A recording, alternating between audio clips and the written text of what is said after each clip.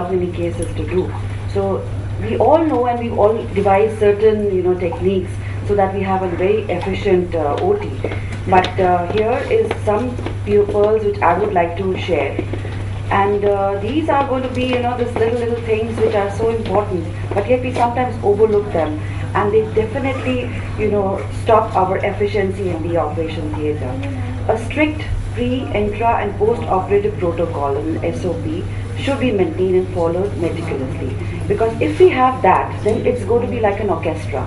You're going to be conducting it and your staff is going to understand exactly what you need. So it has to be repetitive, and there has to be an SOP for everything. A brief meeting with the organizers whenever you are there, especially when you're doing patients from outside or you're traveling as a volunteer. It's very important to have a little tell them or advise them as to what exactly do you need in your operation theatre. So let the patients dilate their eyes at home and come for surgery at the center. That's one of the good pearls, because you'll save a lot of time. And if the patient forgets to dilate at home, put dilating drops on their arrival at the center.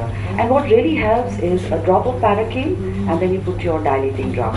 The time is really reduced for the patient to get ready.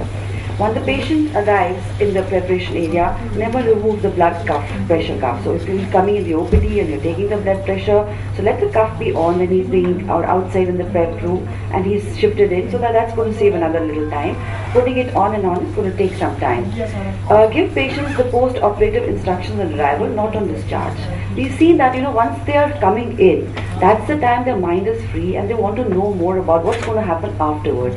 So whatever instructions you want to give them that time, that stays in their mind, rather than when they are operated later, because then they're wondering, was the surgery done well or not. So they are most attentive before the preparation process begins. After the surgery is over, patients are eager to leave and hence pay less attention. Numb the eye quickly and simply. If you're doing topical, then of course paracaine drops or whatever you're using are always the best way, the fastest way. Revisit your use of sedation. In case you have a patient you think is going to take more time, then just revisit the sedation, because it's going to cut short and you're going to anticipate the problems, so that you have that in mind. Don't be so rigid that it's going to be only topical anesthesia for this patient. Techniques like SICS will be more sustainable than phacoemulsification in a larger volume setting, where the power source is unreliable and where patients cannot afford any expensive procedures. So please do not debar these procedures. SICS is a very, very good procedure to do, especially when you're going to have a high volume OT. Prepare the eye in the pre-operative area. A drop of betadine is one thing which has changed the whole scenario of our post-operative reduction in endophthalmitis. So in the prep area, you must put a drop of betadine, because that also takes a little while to act. And add a few drops in the preparation room. Use mobile stretchers instead of having, because some patients are unable to walk fast. So anticipate that and have your mobile stretchers which are on wheel, and they can be shifted into the OR. This will save time. Some people have these recliners, they have their patients in these recliners and they shifted in and they become like operating tables. A-scan measurements, use a modern biometer and select your IOs in advance, because most of the time which we lose is trying to find out or figure out what lens has to be put.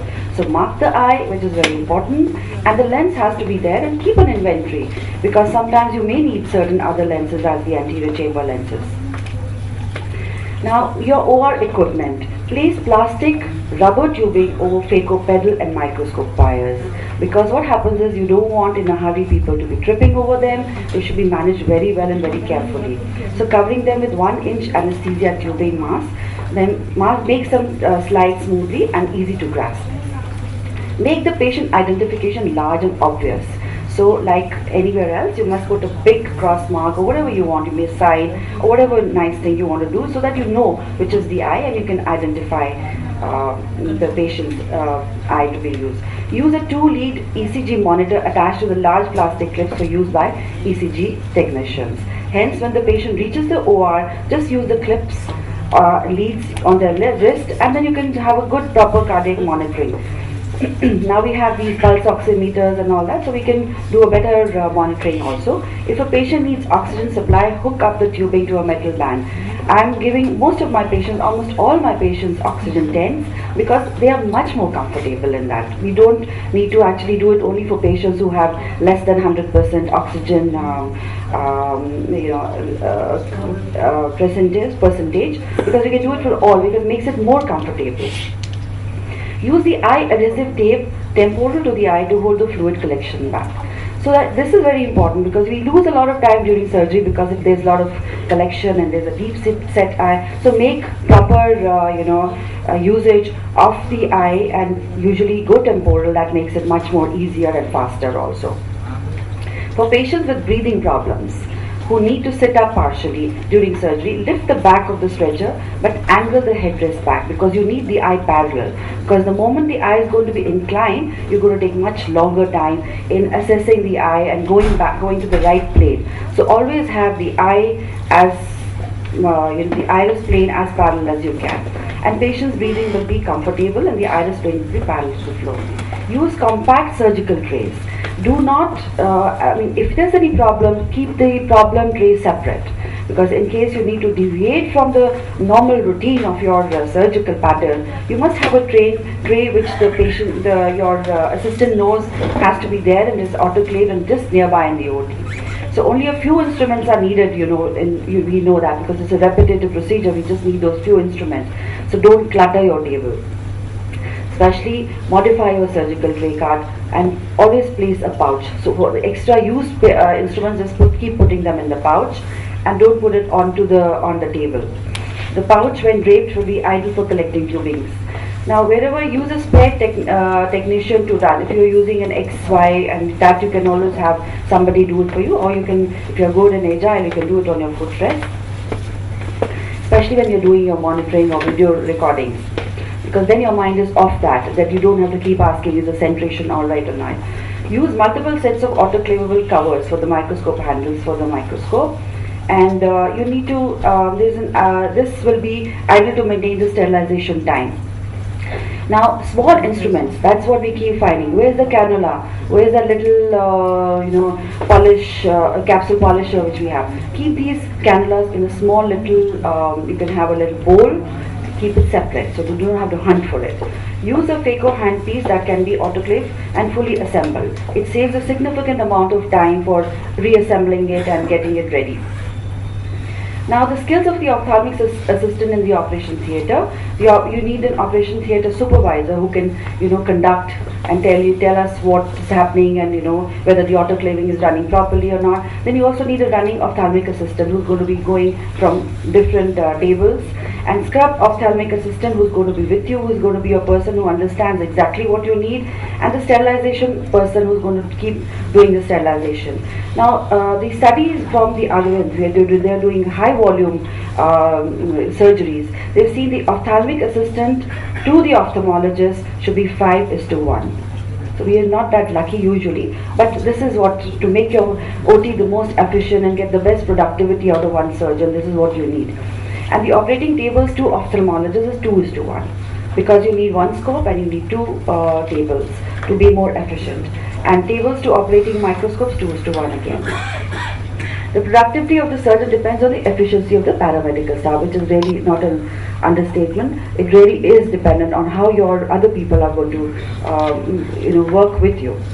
So decrease your surgical time, means time per phaco surgery you can make it less than 15 minutes or SICS less than 10 minutes if you have a very efficient staff around you. The equipment technician, theatre assistant, runner, backroom ophthalmic assistant, all these people are also very important. So you can actually multitask yourself also, so that the person who's helping you or whatever is also available for doing these, taking care of the equipment. Skills for the ophthalmic assistant in the OR, you need proper communication skills, save medication knowledge. They should not know how to put what medication into the ringer lactate and things like that. Understanding aseptic technique is very important because you're going to prevent post-operative infections. skill in bed making, of course that's in housekeeping, understanding of how to care for the visually disabled. So patients should be put on trolley when they are shifted in. Experience in pre-operative preparation, the eyelash preparation, and the other systemic disorders to be also they should know about them. And post-operative care, how to explain to them and the medication dispensing and how to keep the eye clean. Then ability to identify post-operative complications early and notify to the attending doctor. Ability to identify general emergencies. If patients are having a vasovagal, they should be able to know how to conduct themselves at that time. Duties of ophthalmic assistant in the wards and the paramedical contribution to the sustainability. So till date we've done a lot of patients. We've almost covered more than 11 lakh patients and done about 35,000 surgeries. So this is how we have done this in our project. Thank you so much.